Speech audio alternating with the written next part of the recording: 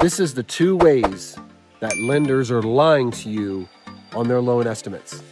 So there's been a lot of regulation in the mortgage industry because historically it's been extremely predatory. A lot of people out there trying to take advantage of unwary or uneducated borrowers. So the federal government got involved, and a lot of things are now heavily regulated. The TILA, the Truth in Lending Act. There's a lot of federally mandated disclosures, formats, and procedures, but it does not mean that lenders cannot play games with the numbers, because they do. And this is how they do it. And for the purposes of this video, we're going to be referencing the initial loan estimate. Okay, so the first spot that I want you to look at is Section A. Okay, this is the box that's at the top left of page 2 of the loan estimate. This is the lender's portion. So this box is really how you can tell the difference from lender to lender, okay? Everything else is really dictated by third parties, right? But Section A is where all the lender fees and discount points are.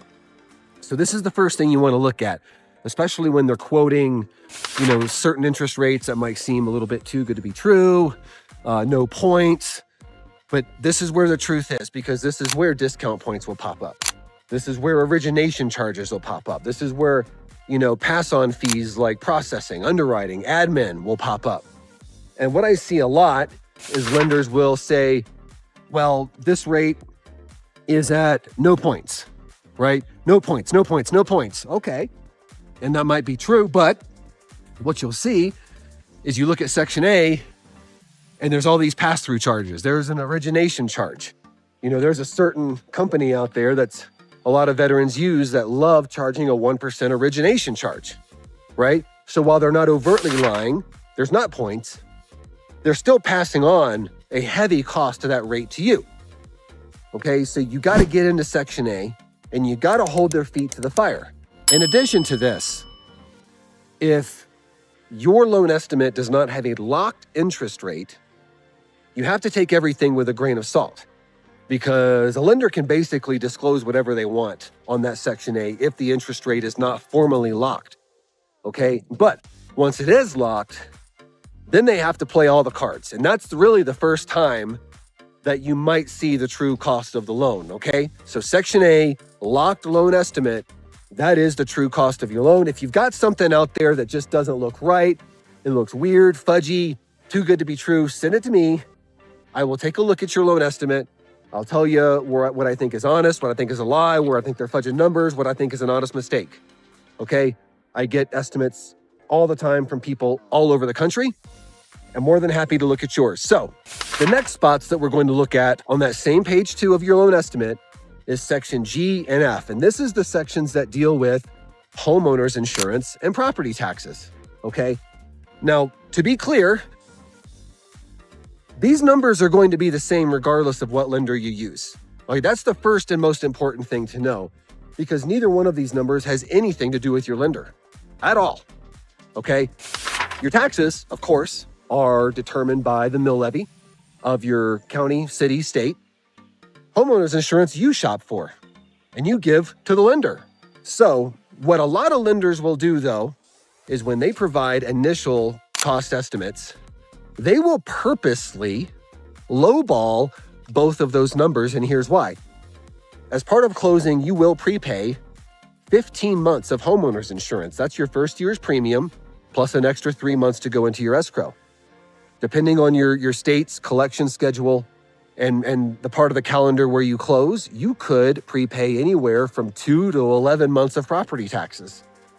So if you were to fudge those numbers by even $50 a month, it will significantly reduce your cash to close. And that's what they want, because when they know they're competing, they will look for dishonest ways to make the cash to close appear lower than it's really going to be. And what'll happen is later down the line, when the property taxes are shown for real, or you go shop for your homeowner's insurance for real, they'll be like, oh, shucks, that's just a lot more, man. Oh, shucks. Oh, I'm so sorry. No, they knew. They knew right off the bat. And they were playing that game. Don't let them do it. If you look at your estimate and it shows $65 for homeowners insurance and $89 for property taxes, you need to ask some questions. I legitimately saw a loan estimate like that just this past week. This was in Texas, by the way, where the property taxes are pretty spicy. Okay, this lender was straight up trying to lie to the borrower to make their closing costs seem a lot better because they knew the borrower was talking to me.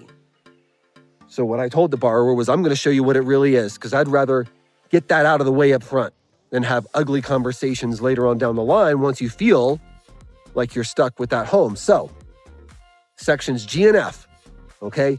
This is going to show all of your prepaid homeowners insurance and the homeowners insurance and taxes that will go into escrow. Do not let a lender lie about this, okay? You can reference property taxes online. Zillow is reasonably close. You can ask around about homeowners insurance. Don't let lenders undercut these numbers to give you a closing cost number that was factually incorrect. Never going to happen, okay? Because it's gonna hit you like a punch in the face later on in the transaction. So the three places you want to look on an official loan estimate: Section A, Section G, Section F.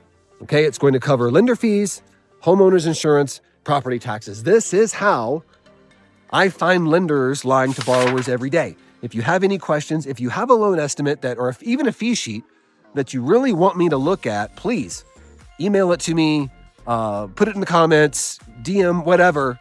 I will absolutely take a look at it and I'll give you some constructive feedback, like a no BS.